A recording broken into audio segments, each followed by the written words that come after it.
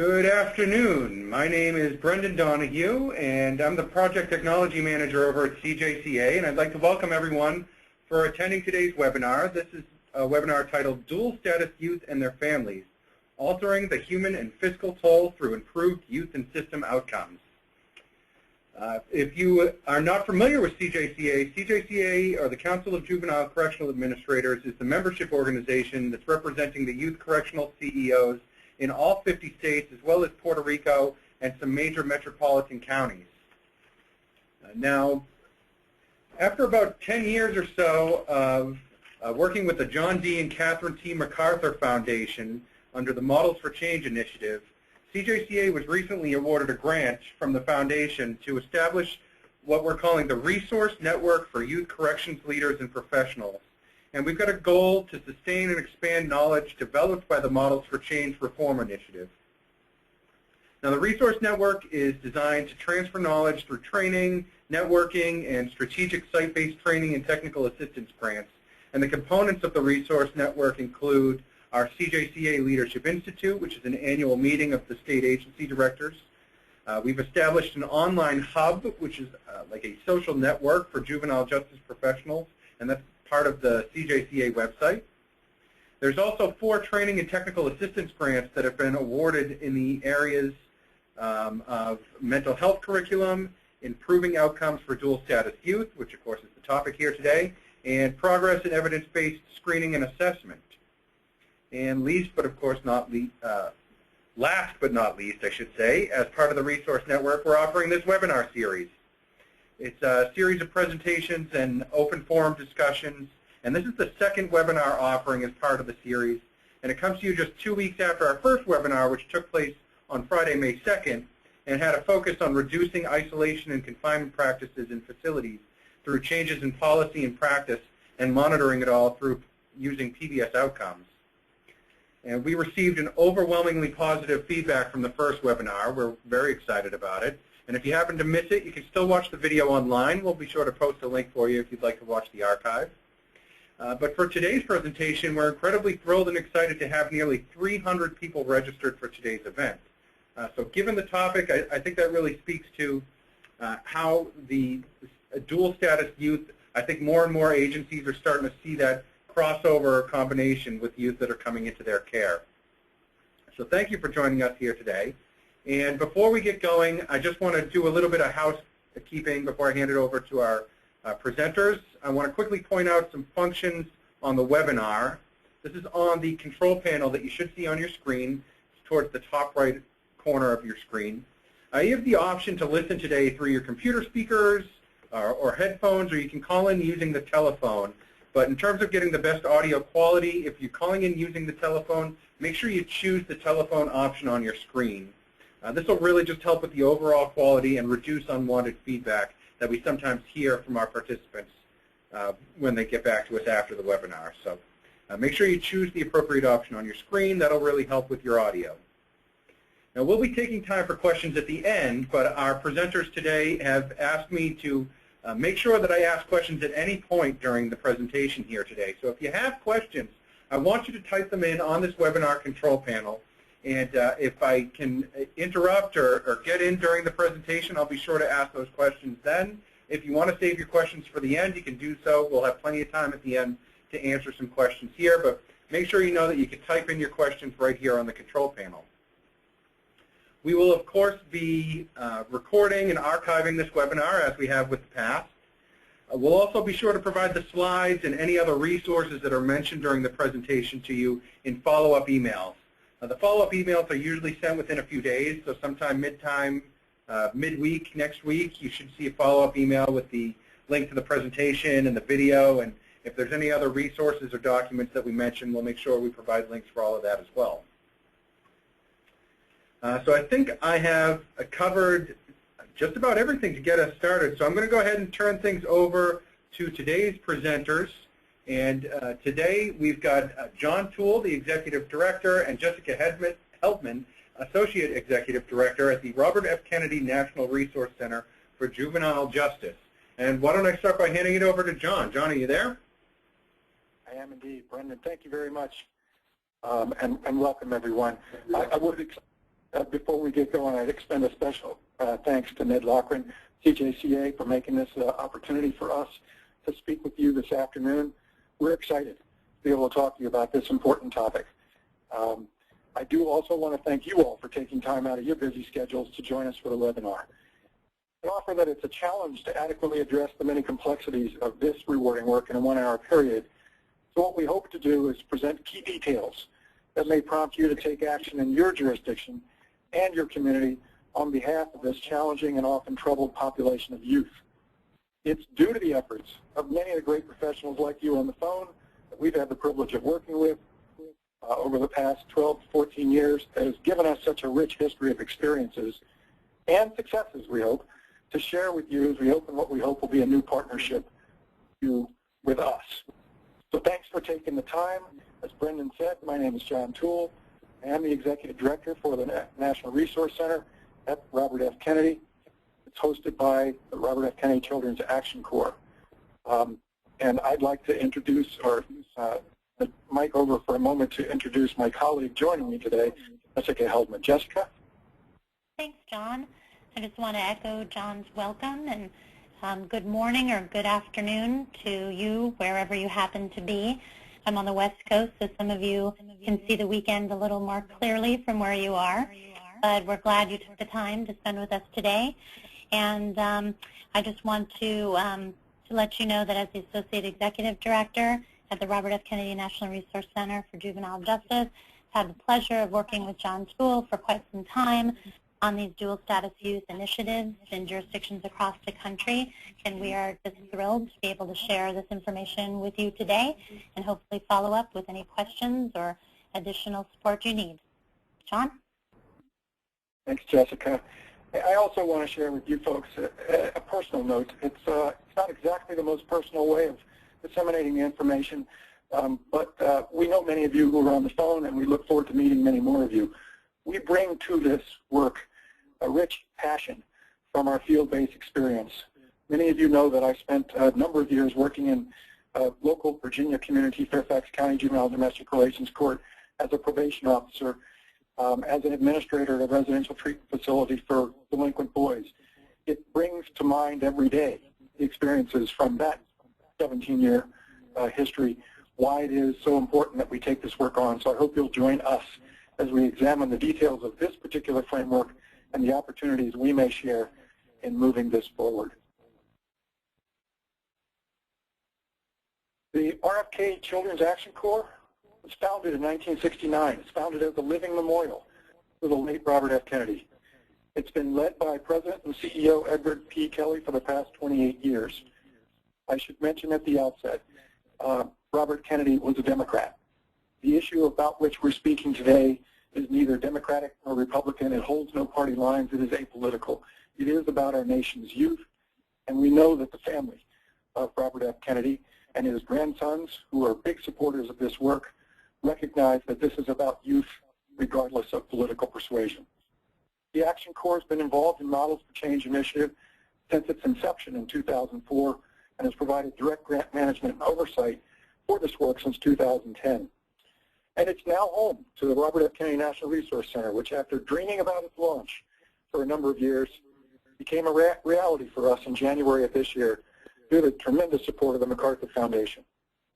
The Resource Center is also part of the Models for Change Resource Center Partnership, and it consists of 4 resource centers. Brendan made brief reference to them.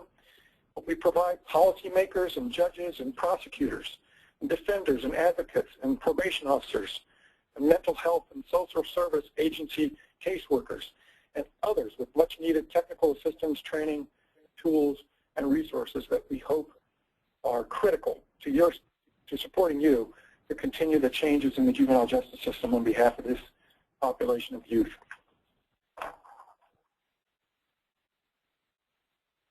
The initial grant from the MacArthur Foundation, we set out to interpret the most credible research available to the field. And Jessica will speak to that issue momentarily, but we also set out to understand the prevailing issues that impacted the inability of jurisdictions to coordinate their efforts on behalf of this population of dual status youth. You in the audience listening to this webinar know what many of those issues are. You were among those that informed us what those critical barriers and obstacles were. You were among the folks that were convened in 15 state and regional symposia over those first couple of years to explore these issues. And it really did permit us to have a field-based knowledge that allowed us to develop an initial framework to organize a systematic approach for resolution of these key obstacles to the issues. That's what got developed in the creating of the framework for our first guidebook, published all the way back in 2004. That framework permitted us to begin work in two major jurisdictions, as you'll see in the slide, in King County in Seattle and Washington, and in Los Angeles County in California, starting back in 2003 and 2004. I think at this point we can assert that there have been 12 sites who have worked exclusively with this framework through all the steps that we lay out, and they include, and I hope you're among them, Clark County, Washington, Spokane County, Washington, County, Illinois, Cook, Illinois, Middlesex Vicinage in New Jersey, Connecticut, and as you can see, all of that allowed us to revise the guidebook and capture even greater experiences in that which we published in 2008. In 2011, we were privileged to have the MacArthur Foundation and OJJDP recognize this work and give us work in a competitively selected 4-site initiative that was launched. We had the privilege of working with Newton County, Georgia, Camden County, Massachusetts, Allegheny County, Wisconsin, and Santa Clara County, California over the years, and their rich experiences and extreme dedication allowed us to revise the guidebook one last time and create the Dual Status Youth Technical Assistance Workbook, which we released in December of 2013. I should mention we are exploring the possibility through an additional partnership supported by MacArthur and OJJDP, exploring the possibility that we may initiate another initiative. And I would just encourage you to keep tight to learn when that RFP may go out, if indeed that we're able to move that agreement forward. One other thing too, folks, the reason I've mentioned all the sites is to encourage cross-site collaboration. And we have initiated a practice network that provides the opportunity to further develop leadership, enhance new resources, enhance new practices, tools, and guidance that can accelerate system involvement. On behalf of these dual status youth, members of that practice network, and they would serve as excellent resources for you. Specific questions beyond reaching back out to Jessica and I webinar today. I'd also like to mention that we're currently working in Massachusetts as a result of the CJCA support. Work around this initiative. Essex and Suffolk County, extraordinary leadership and guidance from leadership groups and stakeholders as we began exploration of this work. I hope that we've laid out a framework at the outset. Good, real clear understanding that this work is taking place all across the country with peers and colleagues of yours.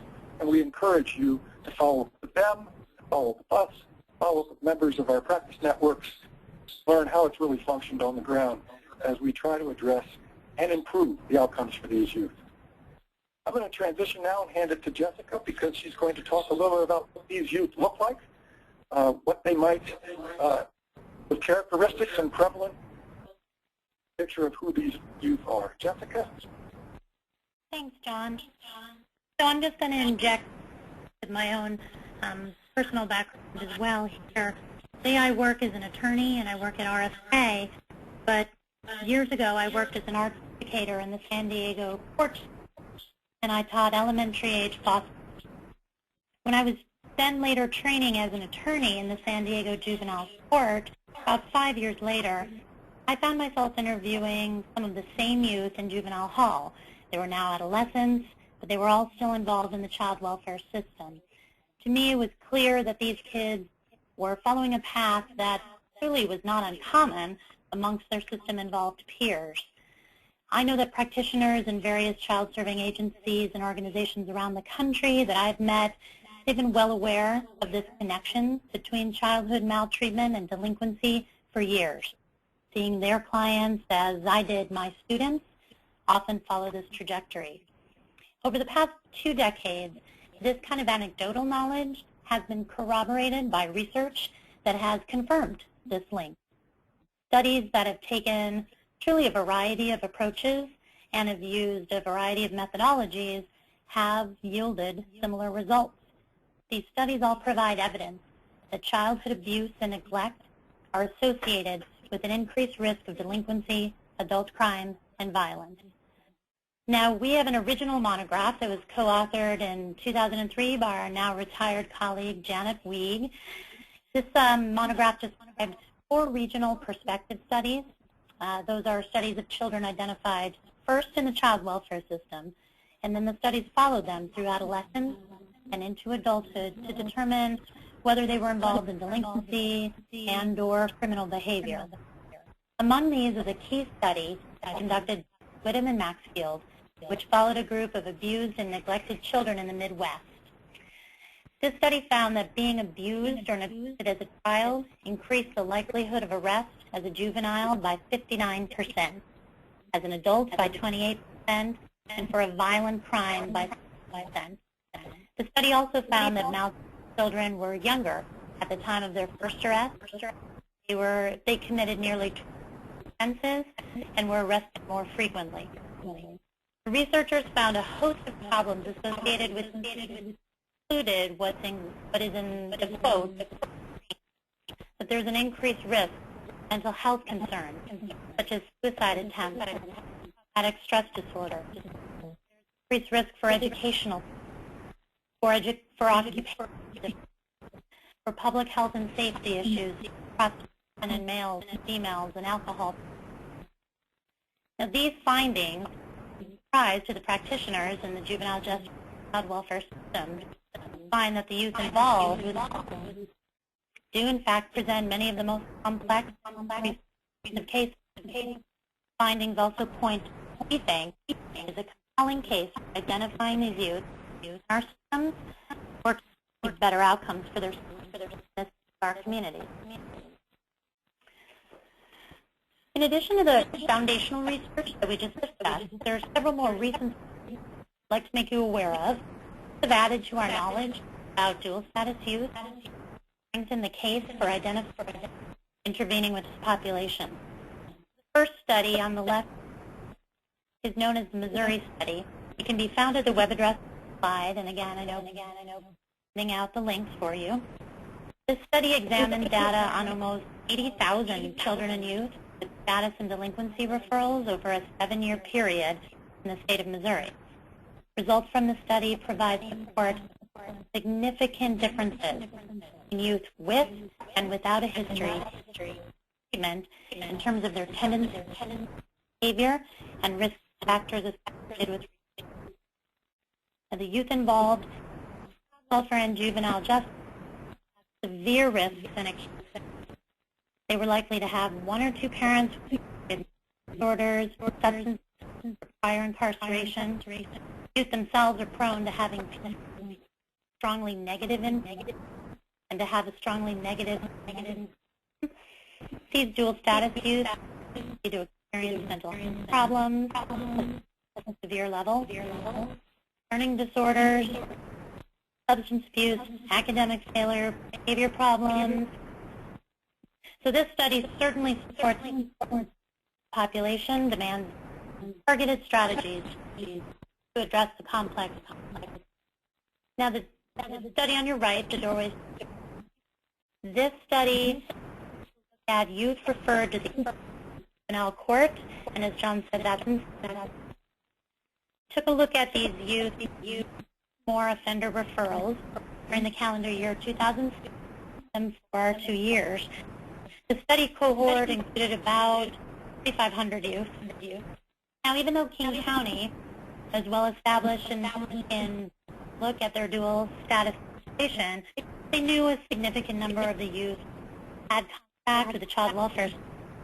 Even they were surprised by the finding that 2/3 of these had some form of involvement in the Washington child welfare system.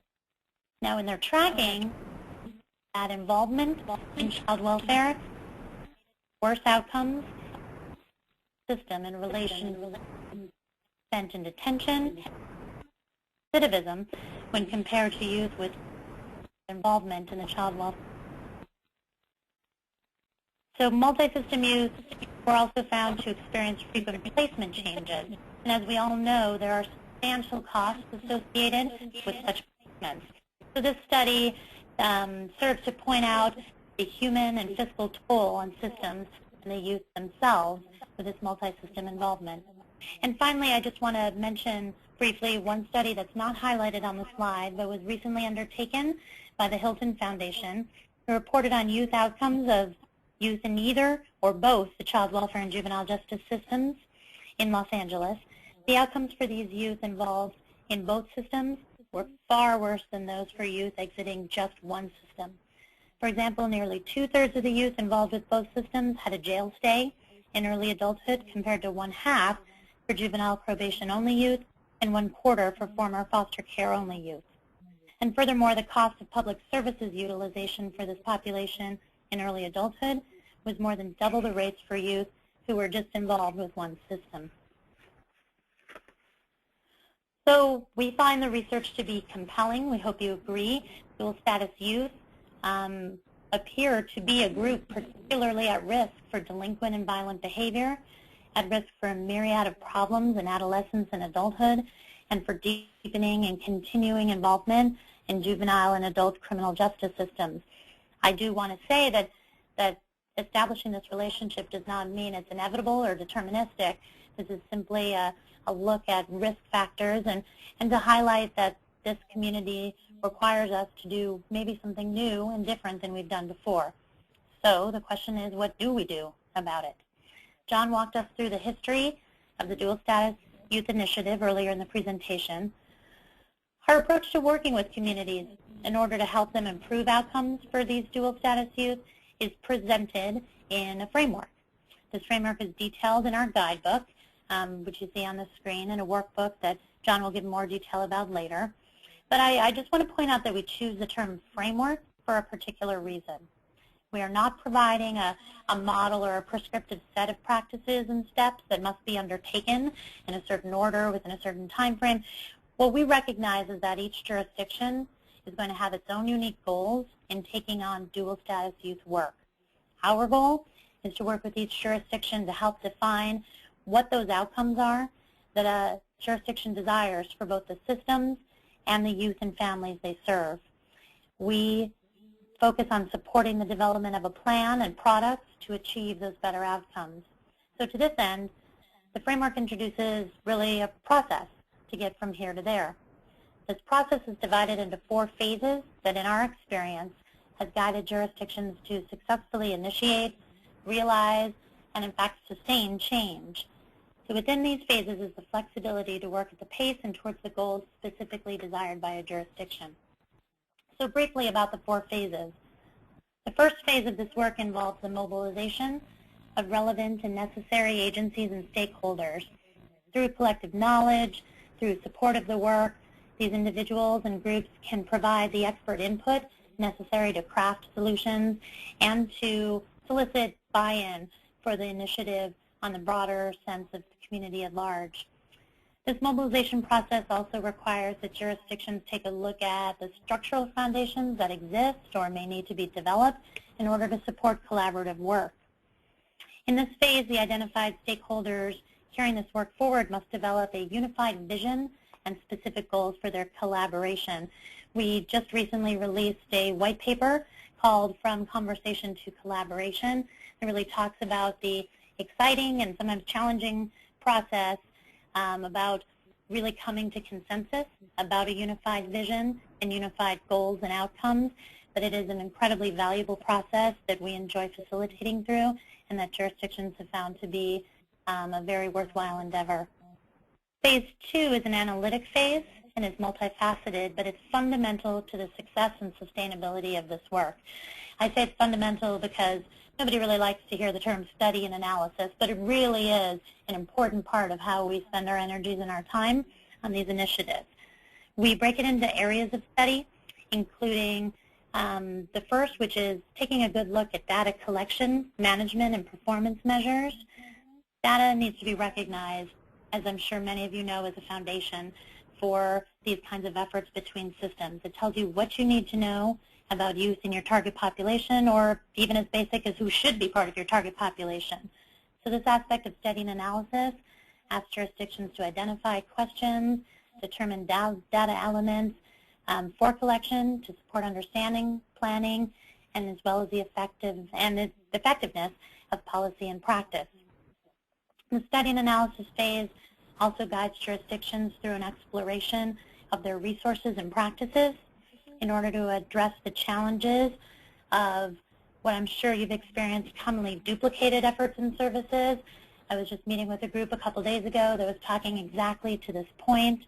Contradictory case plans among agencies or dependency and delinquency courts, costly repeated interventions and lost opportunities to truly plan for a continuum of service delivery.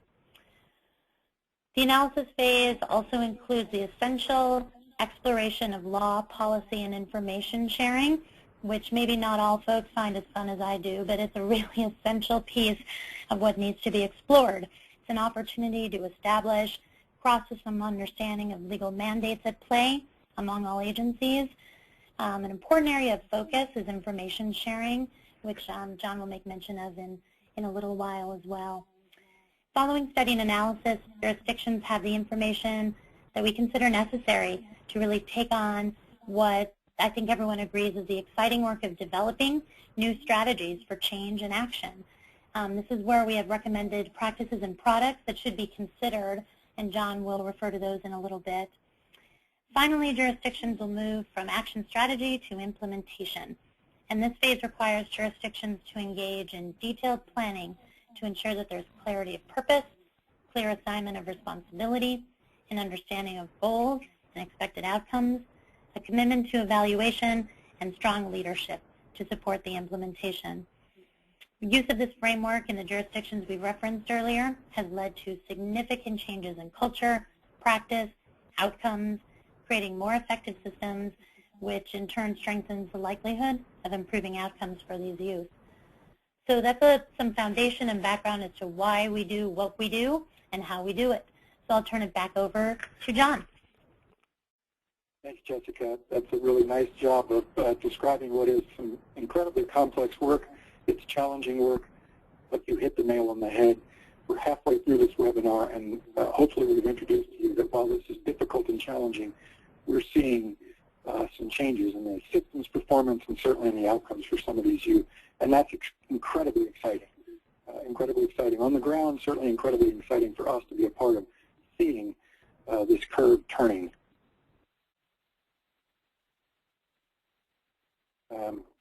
We need to move the slide, please. Thank you. So over the past several years, many of the jurisdictions with whom we have worked have struggled with defining these youth. So we talked in broad strokes, we've talked about the framework in great specificity, but who are these youth? And those conversations in these jurisdictions have often resulted in a struggle back identification of who they are, and that which would allow them to identify a particular target population for these reform efforts. But we've used the rich experiences and introspective cross-system discussion, particularly from our recent Foresight initiative, to develop what we believe is a more precise definition for guidance in determining prevalence and subsequent identification of youth and family characteristics. For any of you who may have participated in cross-system discussions that required information to determine a scope of an initiative, sometimes those meetings go on for a year, and a year later you're wondering, who is it that we're trying to serve here, and what is it we're trying to do? It's clear that an understanding of each agency's stake and role, its time and resource commitment, and similar issues are critically important to identify. It becomes critically important to identify the prevalence and population characteristics with precision. So through spirited professional debate and a handy thesaurus, we arrived at the definitions that are presented on this slide. To date, we've received nothing but laudatory feedback about the precision that it offers for those jurisdictions, and therefore offer them for your consideration. I'm going to start at the bottom and just indicate that the duly adjudicated terminology under this dual status designation, dual status simply is for the purpose of discussion that allow us to recognize that these youth have occupied various statuses in in terms of the relationship to the child welfare and juvenile justice system. The precision comes when we speak about the actual status. And for duly adjudicated, those are the youth who have been concurrently adjudicated in both child welfare and juvenile justice system. They've been found both dependent and delinquent through an adjudicatory process. Duly involved, I should hasten to add, this population is the smaller N of the overall sample of dual status youth. We've found jurisdictions with as little as 5% of their overall offender population having this kind of designation. But in many jurisdictions, and Jessica referenced 2 studies, we found in Missouri, or we learned from Missouri and found in King County, 16 and 17% of the offender population, 1 out of every 6. With the penetration of this population to the deeper end of these resources, this can be a tremendous savings of lives and certainly costs if we're able to interrupt the trajectory of that population. The duly involved are youth who have concurrent involvement, meaning the cases are open in both systems with both child welfare and juvenile justice. It may not be that they have been adjudicated in the delinquency system nor in the dependency system. They have some sort of open child welfare history. And that gives us a legal basis, a stronger legal basis, for working in a collaborative fashion once we identify this particular population.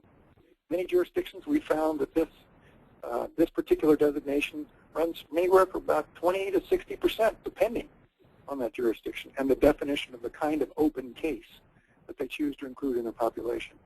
But again, we start to see a rise in the significance of this population in our overall offender population and the potential impact we can have if we just improve the way we work together around this population of youth and families. And then duly identified are currently involved in the juvenile justice system and have a history but are not open in the child welfare system.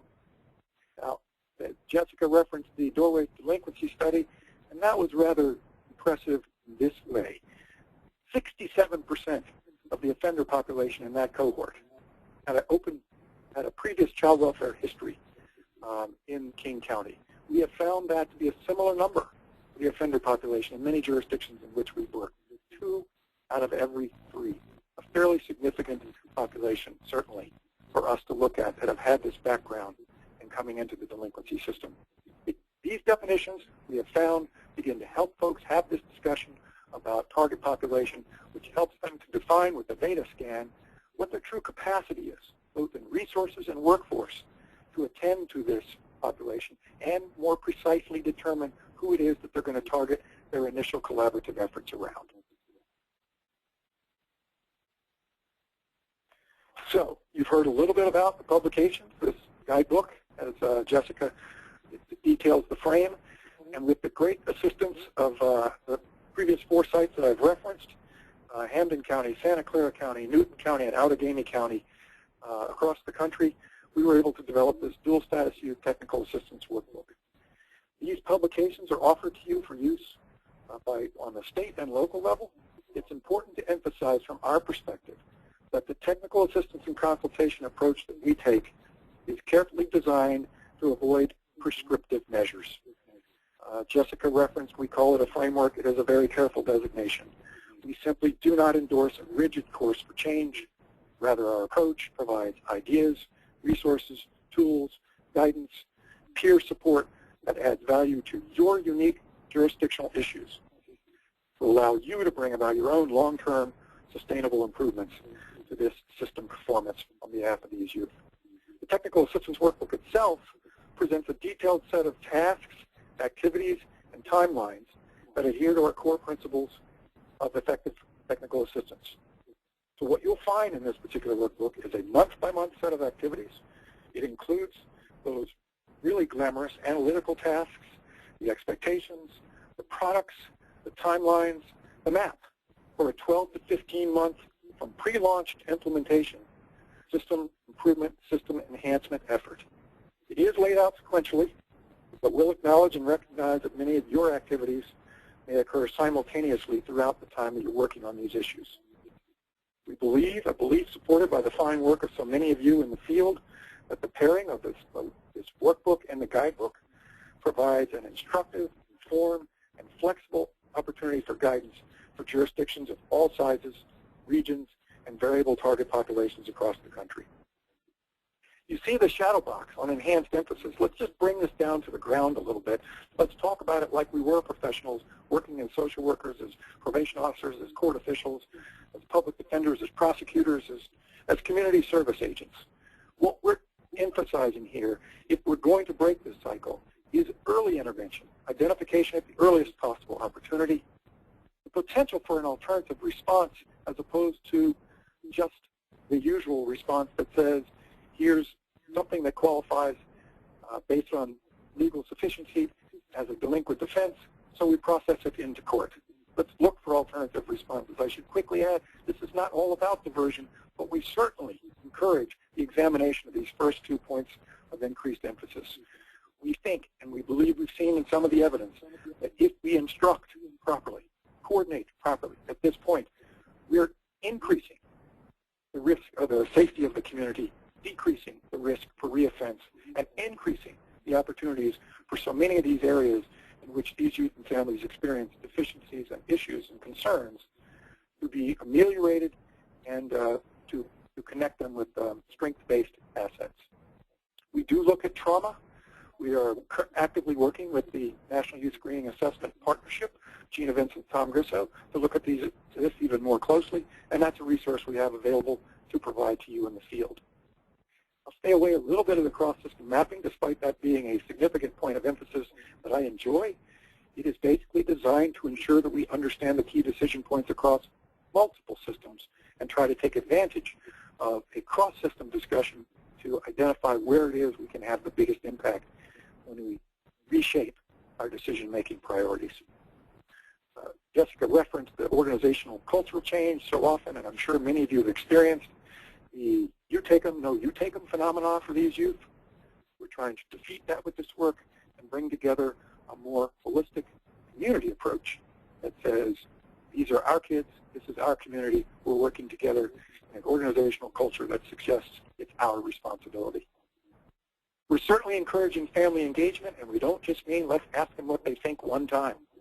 There is a significant science and significant research at this point that points to the benefit, the value of a fully engaging family from the beginning point of interaction with our system all the way through the case planning and the implementation of that case plan where we work with them as partners. I realize we're working with a lot of dysfunctional families, but whatever family, whatever that which makes up a system of support around that youth, we can engage, we find positive results. And in the end, let's not be vague about performance measurement and youth outcome clarity. We encourage right at the outset, what are the outcomes we seek for these youth? We understand the research. We know what it points to. Let's understand all the domains that we should be impacting on behalf of these youth.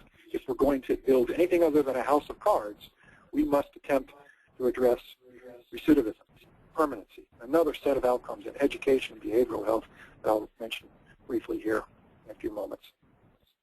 Another resource that we have, and I'm sure many of you grapple with this, you may grapple with legal counsel in your own agency that says, nope, can't say that. Nope, can't tell them that. I think I'm here to tell you that our experiences in partnership with the Juvenile Law Center in the development of this particular publication allows us in an orderly, organized fashion to conduct an analysis of these federal laws, these nightmarish acronyms of HIPAA and FERPA that so often leave us wanting for how it is that we can work together. A methodology for conducting a state law compilation and analysis, to develop resource guides for information sharing or information and data sharing agreements, or in some instances even legislative and statutory language that give us an institutional, a memorialized fix for how it is we can properly address this information and data sharing for these youth while not violating their confidentiality and privacy provisions afforded them by these laws. So I commend you to this particular publication and would note that we're actively working with the Juvenile Law Center right now to produce an updated version, a second edition of this information sharing toolkit that takes advantages of the experiences in the field over the last 5 years and the changes in the federal statute, to mention just one, the Uninterrupted Scholars Act, so that we can have the most updated information, updated processes that support your efforts to overcome these information sharing issues. I've mentioned the outcomes. The research and most certainly the vast anecdotal experiences each of you carry with you in your daily work supports the fact that these youth will simply not succeed if we focus in only one domain for achievement. This is not simply about recidivism once they get into the delinquency system. The improved practices that we adopt from the previously discussed points of enhanced emphasis, it should permit us to develop a more comprehensive set of priority interventions that are more effectively targeted for improved outcomes in these multiple areas depicted on this slide.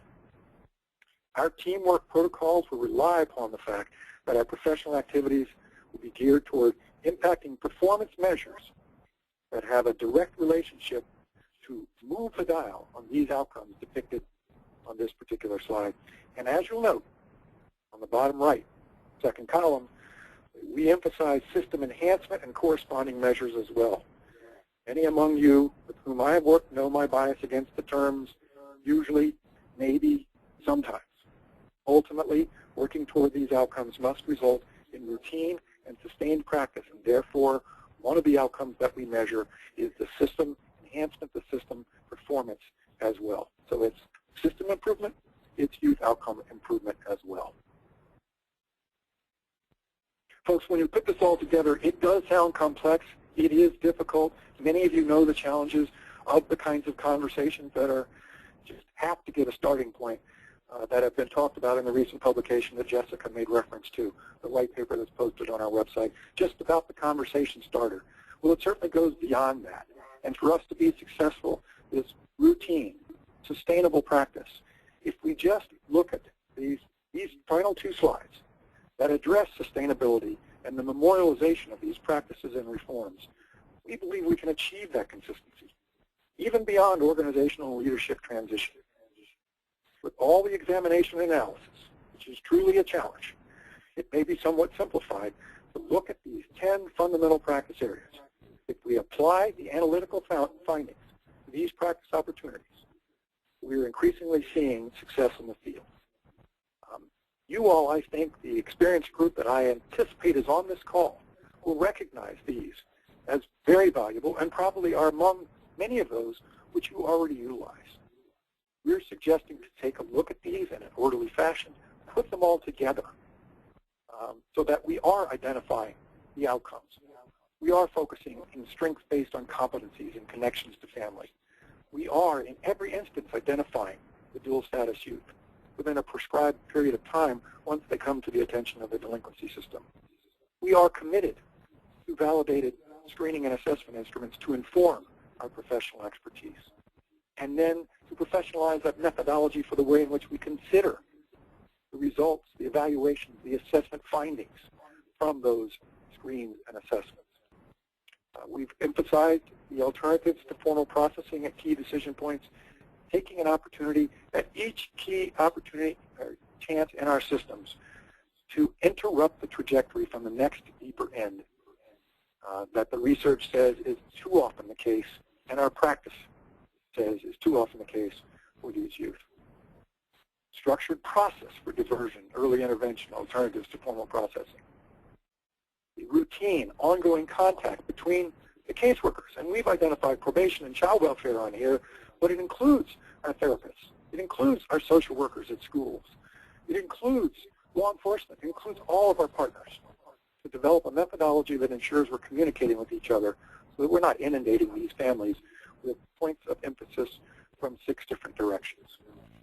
Coordinated case planning, coordinated court process, coordinated case management. All we're trying to depict is from beginning to end, it is a collaborative process. We stop for just 1 second there, folks, and say, this sounds like, wow, we're creating double work. We're creating even more work. But maybe at the front end, to refine, reform, enhance our practices, we are paying a lot of attention. We are using some workforce issues. There's no question about that. But what we're hearing increasingly from the jurisdictions that have put these protocols into place is that they're recognizing real-time workforce efficiency. Less court hearings, more coordination in the court reporting. Less collateral contacts are necessary because you're working together to handle that as a team. Many areas of efficiencies are being realized, and then when you contribute the fact that these outcomes may interrupt these costly out-of-home placements or correctional alternatives or cost to our community because of their penetration into the adult system, we believe there is significant value into undertaking this work, the greatest of which is toward the outcomes of these youth. Before I leave this, obviously we're talking about the engagement of families. I don't ever want to talk about that as a secondary, because this has to be incorporated from beginning to end in our work with these folks. These are just a set of products that we have found when memorialized and when put together into policy or procedural manuals of sorts, that it allows everyone to know the scorecard, everyone to know the tasks, responsibilities, and expectations on that routine basis. Here I would highlight that 4 manuals were created from those 4 counties that I've referenced. They are extraordinary manuals that depict their thinking, their guidance, their process, their products, the whole procedure. And it's an outstanding blueprint for any jurisdiction that may want to take this on. Their manuals are posted on our website under the Dual Status Youth Initiative section, and I commend them to you. They were the product of some remarkable work done by some great leadership and some great practitioners in those 4 sites. For most of us who have histories of direct care as youth-serving professionals, most of us all do, in fact, those that we have lost from successful futures and from life itself, we should certainly serve, this should certainly serve as reminders that this effort should not be viewed as a choice, but rather as a professional responsibility for these particular youth. Jessica and I, our colleagues Sorrell, Elanian, Barry Harp, and our team at the RFK Children's Action Corps, we invite you to reach out to us. We invite you to learn more about that, which we have on our website, that extends the resources across the country with folks who have done the work. We invite you to have conversations with us to move this work forward in your jurisdiction. I believe we owe it to the kids in our community to do this work in a better way.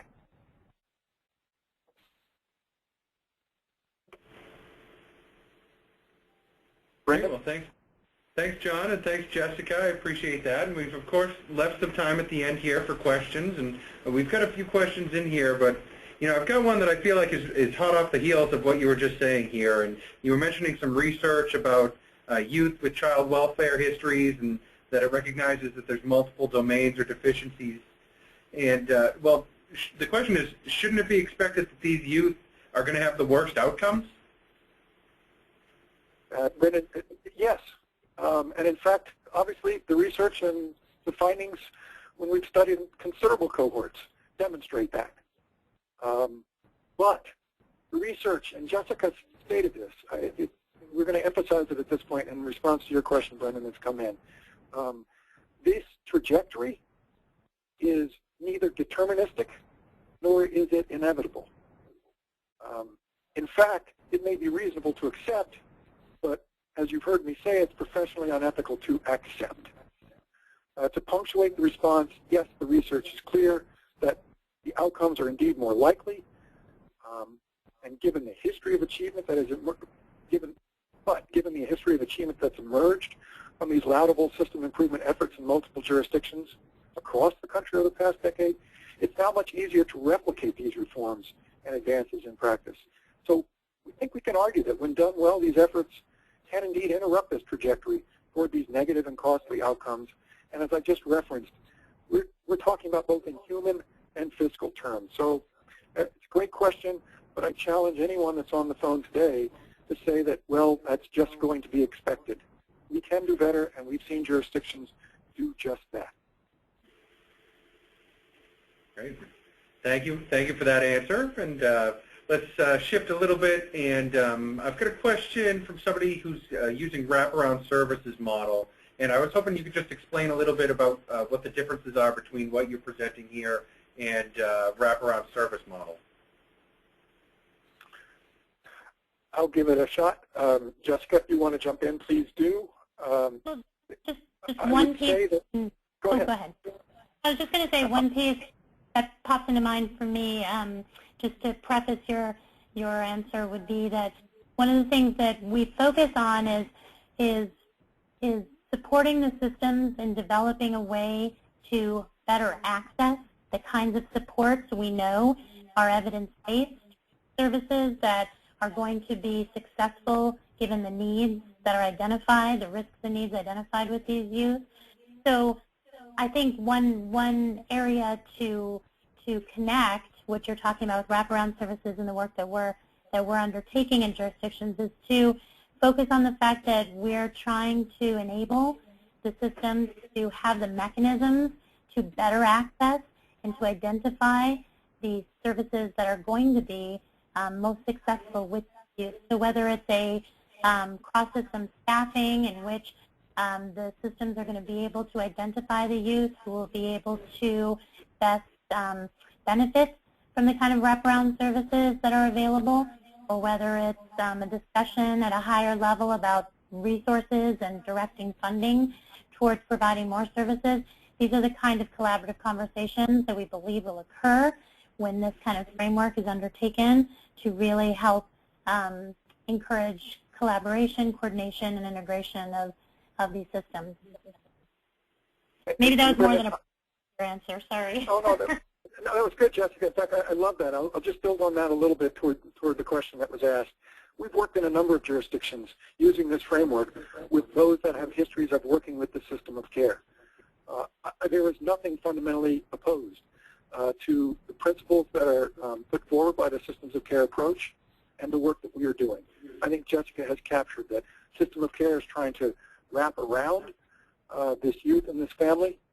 Our framework, I believe, addresses some of the gaps that may systematically undermine you getting to that point. If I start with the data in the analytics portion, there are some pieces there that if we build properly in a local jurisdiction or at a state level, then we can sustain the ability to identify these youth, to collect data that which we can manage, and to identify the data which will allow us to track performance measures and outcomes. So it's a piece that's a little bit outside of the fundamental systems of care approach, but supportive of. So Jessica and I have talked about this for years, and certainly Janet Meek and I talked about it for a number of years from the start. We talk about this around a particular target population in child welfare and juvenile justice. This is really an initiative, if you can't figure that out at this point, after the hour of discussion or interaction that we've had with you. This is about systematic reform, system enhancement, and it involves clearly juvenile justice, child welfare, education, behavioral health, community providers, all of the entities, and then all of the court partners, the judges, the prosecutors, the public defenders, the administrators, that make up this entire picture around this target population.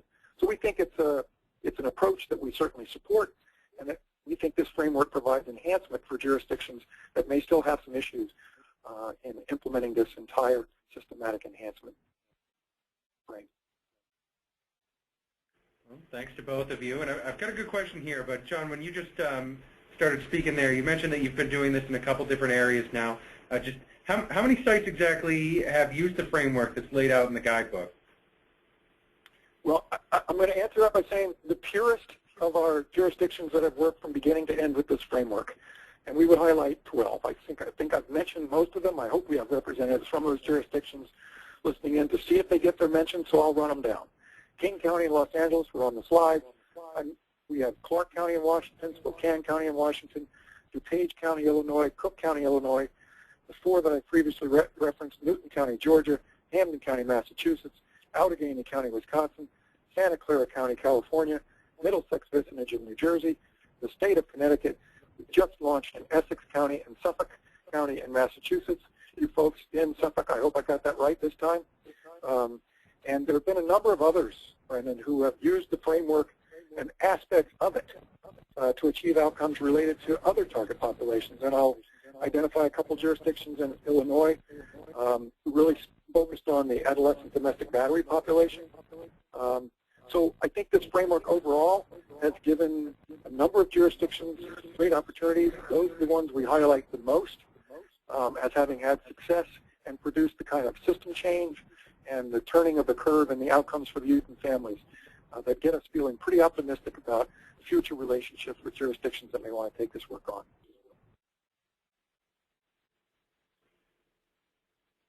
Thank you. And so I heard a little bit about funding, and I've got a question about, do you find that braided funding within a system of care is integral in effectively serving these youth?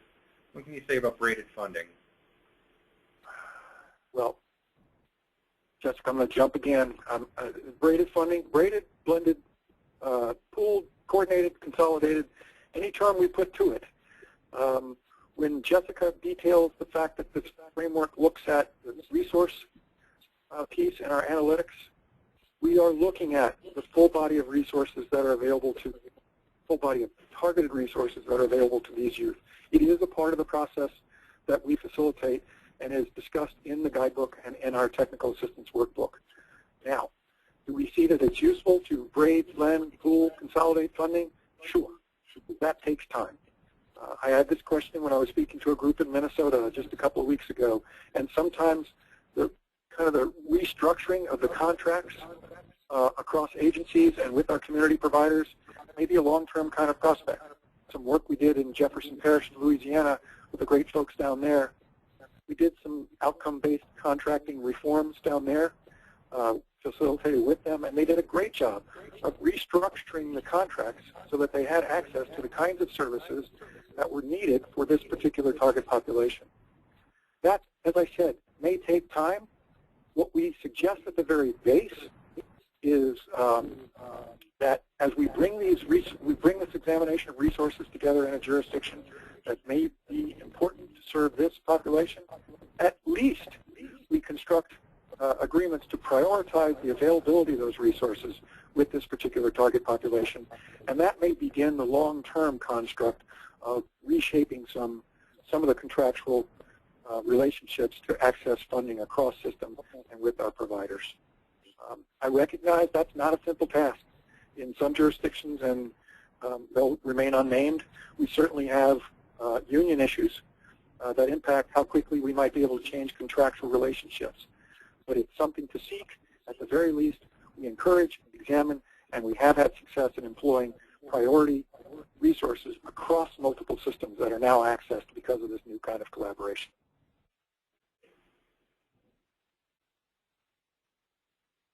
Great. Well, we're getting down to 3 o'clock here, and I want to make sure I give you enough time because I think this will answer a few people's questions that are in there. But tell us exactly how to get started and access the support from the RFK National Resource Center.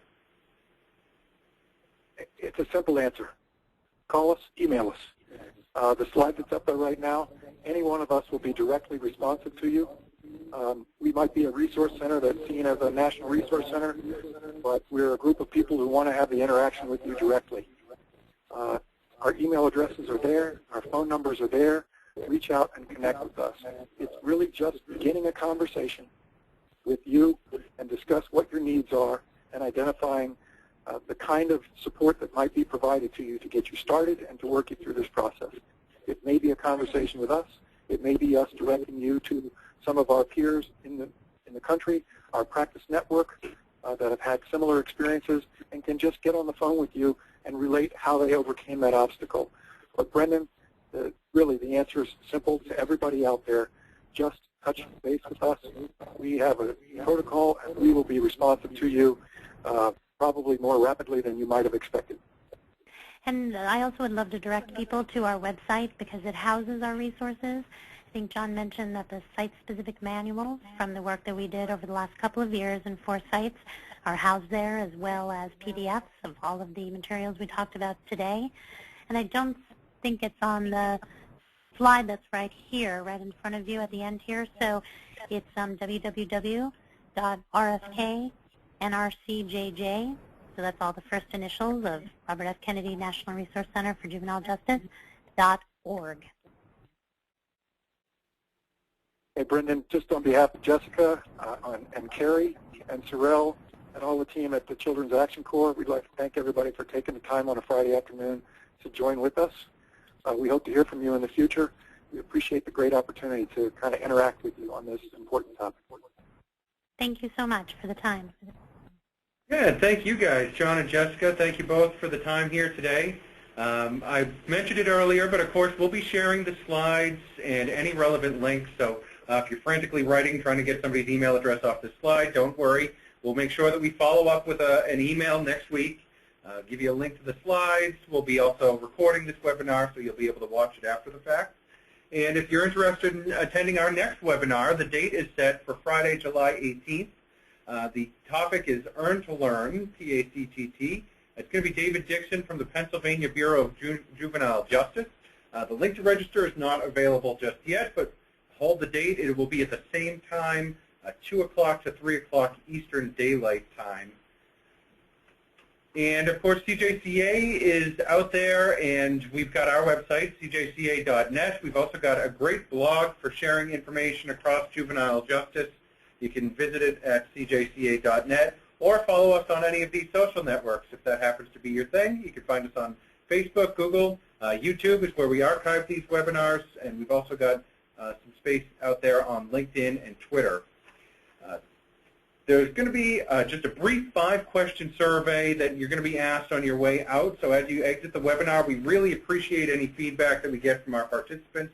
We really try and listen to everyone and try and improve these webinars as we go about it. Like I said, this is our second in the series. So please be sure to fill out a survey, and the feedback is greatly appreciated. So again, on behalf of John Tuell and Jessica Heldman, my name is Brendan Donahue. I'd like to thank you for attending today's webinar, and I hope you all have a great weekend. Thanks, and bye-bye.